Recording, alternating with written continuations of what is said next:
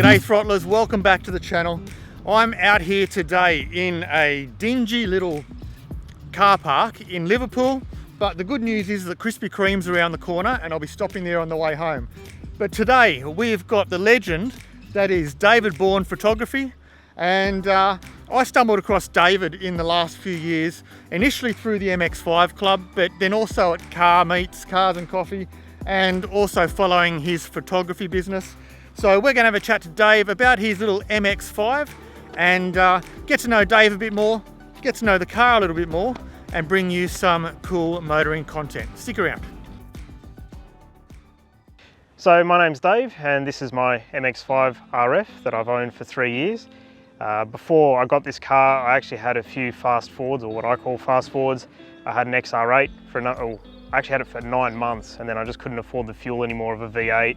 I moved to an XR5 Turbo for 8 years, but then quickly found that you just can't use the power anywhere. So within every 50 metres, there's a hidden speed camera, there's a policeman waiting, there's something. I've loved the coupe style, so the lightweight, manual, rear wheel drive. So you can basically feel like you're thrashing through the gears going a million miles an hour, you're doing 60 k's an hour. It's a lot of fun at low speed. So when the RF came out, I decided I had to buy one. I'm not a soft top guy, but I still like the MX5, so it's a bit ironic. And then when it came time to buy it, it was your typical experience of going to a car dealer, the suit and tie, the let me see what my manager can do for you, and they go around the wall, probably play with their belly button or something, I don't know, and they come back and it's still no good. And what ended up happening was I got sent out to Blue Mountains, went out there middle of winter to buy a convertible, so I'm not very smart.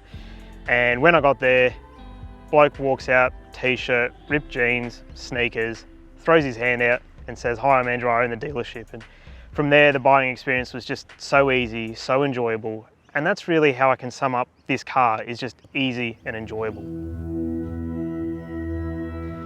So funnily enough, I don't really come from a family of petrol heads. My dad has a mild interest, but nothing massive. I think just as a kid, watching like the V8 supercars on TV, as you grow up, watching your mates get their license and driving very responsibly, and just being around cars, it's infectious. And you get to meet really nice people. Obviously, you might meet some that aren't so nice, but generally I've been pretty lucky. I've met some really nice people through my previous cars, through this car, and you end up being in a culture that you just want to be a part of. As I say, it's infectious. You get to modify the cars, you get to learn the quirks of them. It's a never-ending learning experience.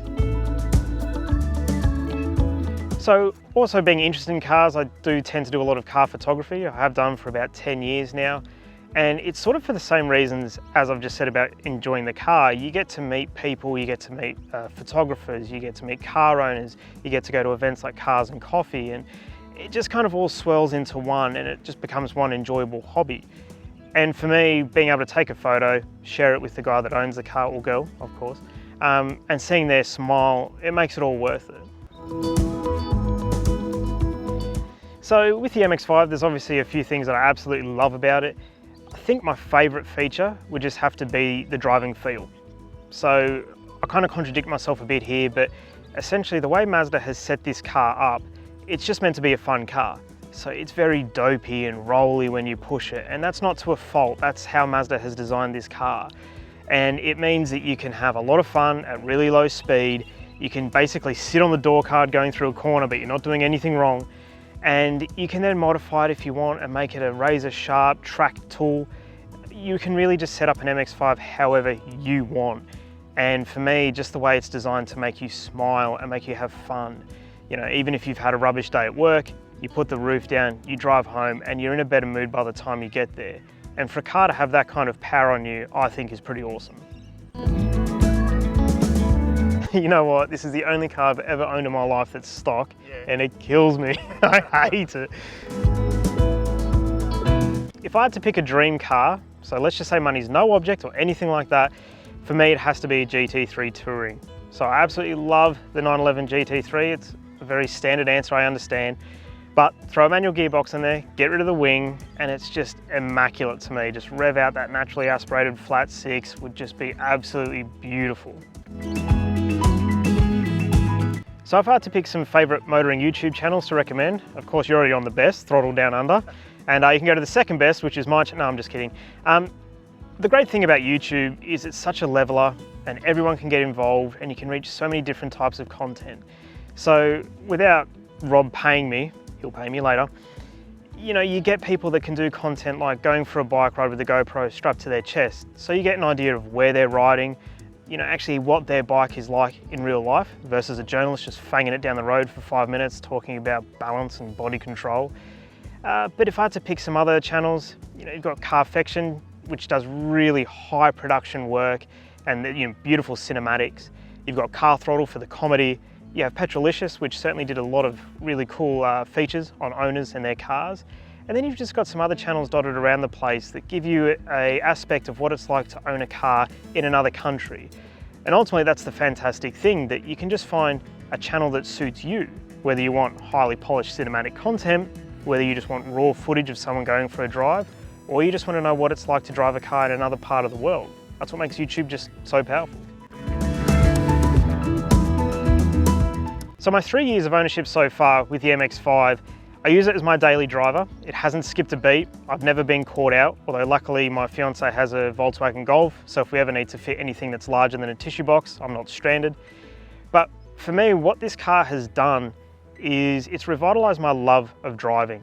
So I've always enjoyed cars, but actually loving just to go for a drive for no reason whatsoever, or just having the chance to go out and see our wide brown land. This has taken me to places that I've never been before, such as Orange and parks. It's made me think of cars in ways that I never have before. I've managed to take it to the track and I've really enjoyed my time there, getting to learn how to be a better driver, set faster lap times, and of course go and do some free lawn mowing. But ultimately, this car, it may not have all the power in the world, but it is just such a joy to drive. And as I say, it just keeps rewarding me day after day, and it makes driving just such a pleasant experience, which if you live in Sydney, you'd know you can't always say that. So a huge thank you to Rob from Throttle Downunder for inviting me out today. If you want to check out my channel, so shameless plug, he'll put all the details for you in the description below. Might even flash them up on the screen, who knows. But I just want to give a quick shout out as well to Rob before we end this video for coming up with the initiative of wanting to get in touch with people and interview them about their cars.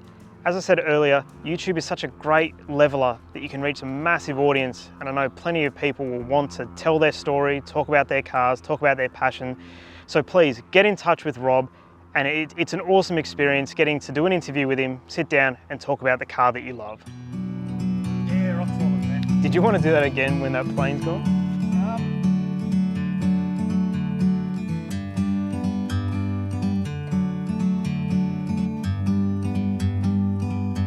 Like a bird on a tree,